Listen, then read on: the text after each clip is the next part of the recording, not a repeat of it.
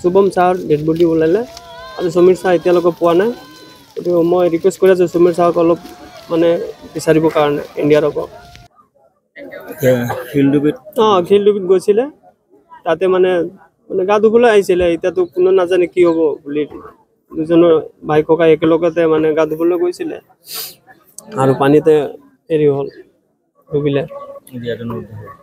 ইয়াতে এইটো কি কুমৰাকাটাই উদ্ধাৰ হ'ল এজন ডাঙৰটো, কিন্তু ঘৰটো এতিয়ালৈকে পোৱা নাই। ঘৰ ক'ত আছিল তেওঁলোকৰ? মণিপুৰ ইম্ফাল। আহিছিলেতো বিডিং বস্তি হাৱাইপুৰ, মোৰ ঘৰতে আহিছিলে। মোৰ নাম বুলু চাহ হয়। তাত নানী বেমাৰ আছিলে, নানীক চাবৰ কাৰণে আহিছিলে।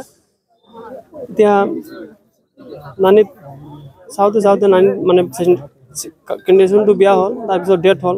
এতিয়াতো কোনো যাব নোৱাৰে, আলহী আহিলেতো থাকিব লাগিব। তেতিয়া থাকিছিলে, ভালেমান থাকিছিলে, কিন্তু সেইদিন কি হ'ল, সিহঁতৰ দুইজন ভাই ককাই 5 জনে আহিছিলে একেলগত, কিন্তু 3 জন গা ধুই আছিলে। এইটো ঘটনাটো হ'ল আৰু এজনৰ ডেড বডি ওলালে, কিন্তু এজনক পোৱা নাই।